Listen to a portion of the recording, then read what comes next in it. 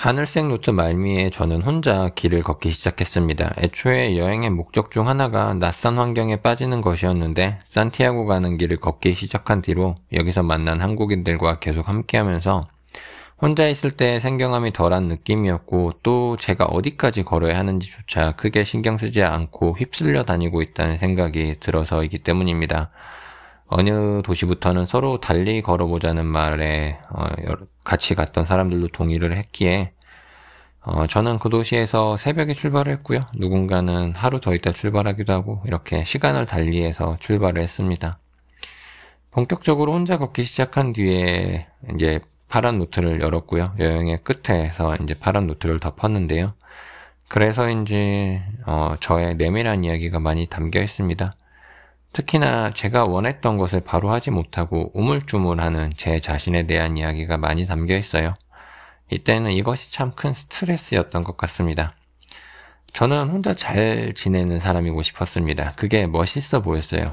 그런데 저는 밥도 혼자 못 먹는 성격이었습니다.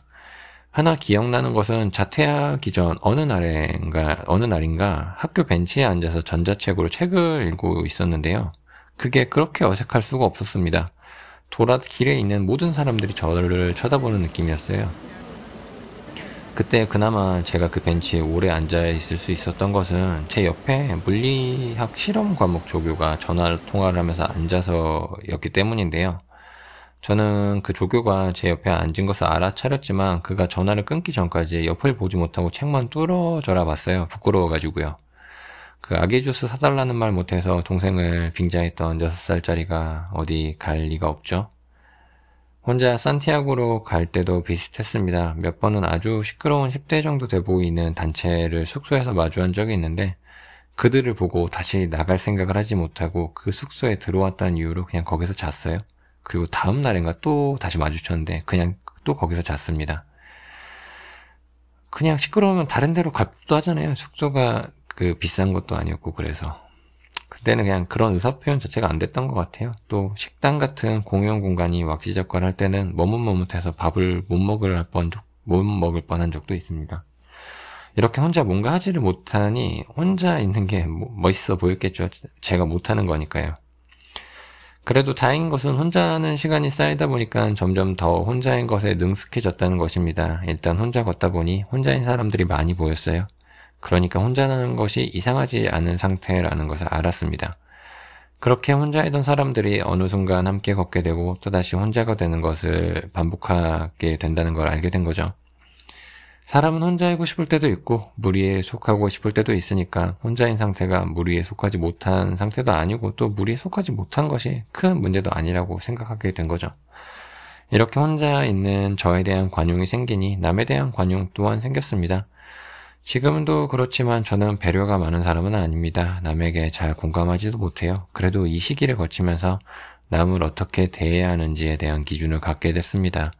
낯선 환경에서 혼자 여러 사람을 대하면서 좋은 점과 나쁜 점을 빠르게 알아갈 수 있었기 때문일 거예요. 제가 이제 좋게 대해지고 제가 나쁘게 대해지는 것을 통해서요. 제가 싫은 건 남에게 안 하면 되고 제가 좋은 건 남에게 하면 되는 거 아닙니까? 특히나 이름이 브루노였던 이탈리아 할아버지가 기억에 남습니다. 지금 생각하면 할아버지도 아닙니다. 60대였던 것 같아요. 가끔 가방 속에서 사연이 있는 작은 인형을 꺼내서 사진을 찍곤 했는데요. 이 할아버지는 인형 사연을 말해줬는데 기억이 안 납니다. 죽은 아들이 줬던가 했는데 기억이 잘 나서 확실하지가 않아요. 그 숙소에 누워있던 저에게 아주 조심스럽게 괜찮다면 저녁을 함께 먹지 않겠냐고 물어봐서 이제 알게 되었는데요. 제가 긴장해서 뭔가 빠릿빠릿하려 할 때면, 허둥지둥할 때면 늘 침착하라고 자기는 기다려줄 수 있다고 말하곤 했어요. 제가 뭔가 이야기하면 조심스럽게 들어주었고 중간에 전화벨이 울리면 저에게 사과하고 이렇게 저에게 온전히 시간을 쏟는다는 걸 늘 알게 해줬습니다. 중간에 헤어졌다가 산티아고에서 다시 만나니 무척이나 반가웠던 기억도 나요.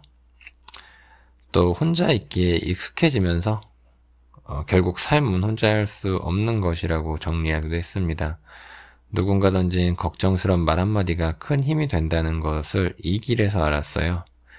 추가로 제가 이렇게 남의 필요를 크게 몰랐던 것은 사랑이 많은 어머니 때문이기도 합니다. 이미 받은 사랑이 충분해서 굳이 다른 사람에게 정감 어린 말을 드릴 필요가 없었던 거예요. 그리고 제가 그러니 남들 또한 그럴 줄 알았습니다.